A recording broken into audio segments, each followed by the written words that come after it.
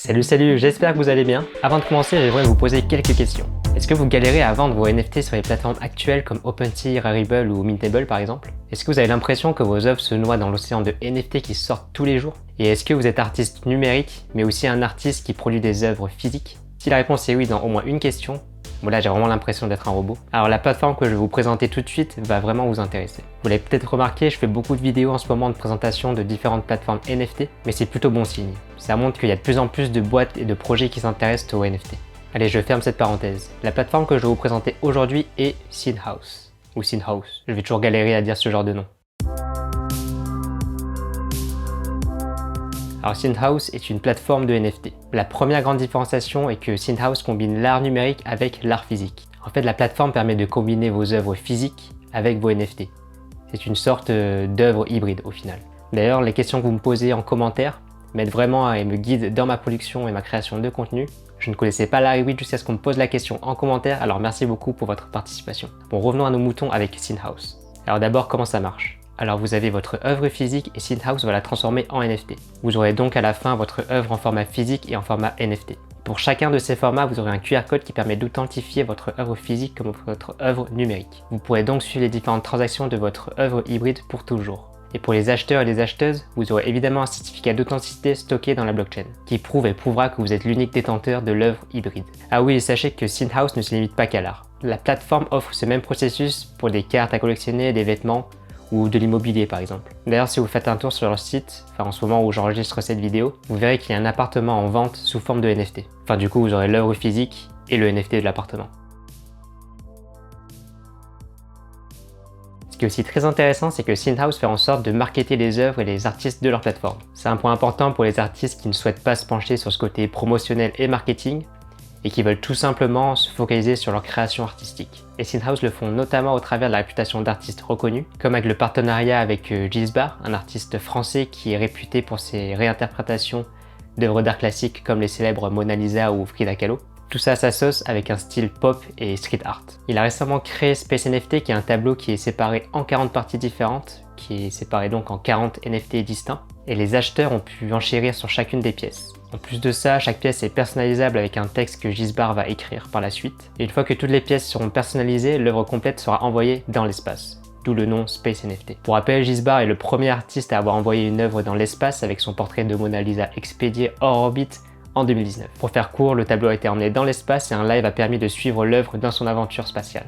Et Space NFT va subir le même sort. À son retour, les acquéreurs pourront récupérer leur œuvre physique, donc une des 40 parties de Space NFT, qui sera personnalisée par Gizbar, et ils auront aussi l'œuvre en version numérique en NFT. Et bien sûr, les deux pièces auront leur certificat d'authenticité.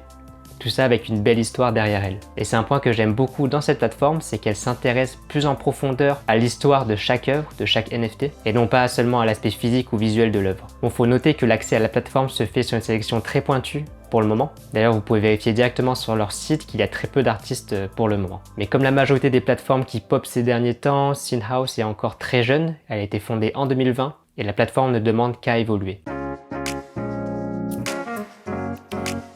Un autre point que j'aimerais souligner, c'est que Synhouse possède sa propre galerie virtuelle. Elle est disponible sur CryptoVexel, un des métaverses tendances du moment. Je vous ai aussi présenté Decentraland dans une autre vidéo si ça vous intéresse. CryptoVexel fonctionne à peu près de la même manière. Et pour faire court, pour celles et ceux qui ne connaissent pas les métaverses, en fait un métaverse est un monde virtuel. Vous pouvez l'explorer, visiter des constructions, des terrains que des créateurs et créatrices ont achetés et construits. Et ce qui est intéressant avec les métaverses, c'est qu'on se dit tout de suite une des fondations des NFT. Le fait de pouvoir créer sa galerie virtuelle exhibant ses œuvres numériques rejoint une finalité des NFT.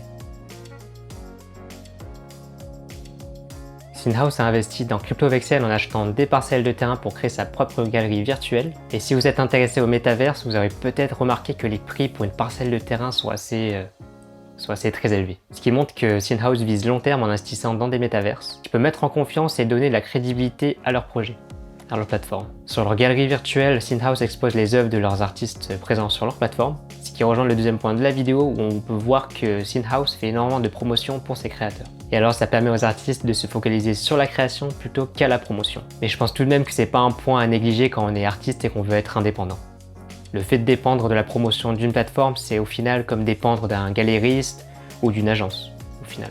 Et on a de l'autre côté des plateformes qui ont comme objectif de donner de l'indépendance aux artistes comme le projet Metaplex que je vous ai présenté dans une autre vidéo. Je pense que ça reste important de travailler sa réputation en ligne, surtout si vous souhaitez devenir un créateur ou un artiste indépendant. Bon, après toute cette présentation, vous vous demandez peut-être comment est-ce que je peux rejoindre SceneHouse. Eh bien, SceneHouse ou SceneHouse, qui apporte énormément de soutien aux artistes, la plateforme se doit être très sélective et méthodique. Surtout au début, dans le sens où la réputation de leur plateforme dépend de la collaboration qu'ils ont et qu'ils auront avec les artistes.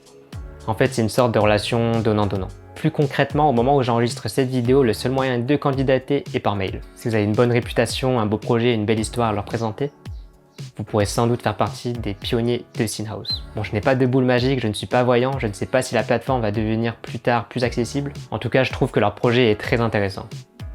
SceneHouse s'intéresse à l'histoire des œuvres et met les moyens qu'il faut pour que les artistes soient le plus visibles possible. Et sur cette plateforme, il n'y a pas trop ce côté concurrence entre les différents artistes, mais plus une sorte de collaboration. Et le seul problème aujourd'hui, c'est son accessibilité. Mais d'un côté, c'est peut-être le souhait de la plateforme de rester assez inaccessible. Avoir peu de créateurs ou de créatrices, mais que chacun d'entre eux soit mis en avant sur leur plateforme. Après, à voir comment leur projet évolue. Comme d'habitude, mon petit message de fin de vidéo pour vous parler de la communauté NFT francophone que je suis en train de construire. Si vous voulez la rejoindre, vous pouvez vous préinscrire avec le lien dans la description. En tout cas, j'espère que ma vidéo vous a bien éclairé. C'était Avatar et je vous dis à bientôt dans l'autre monde. Ciao ciao!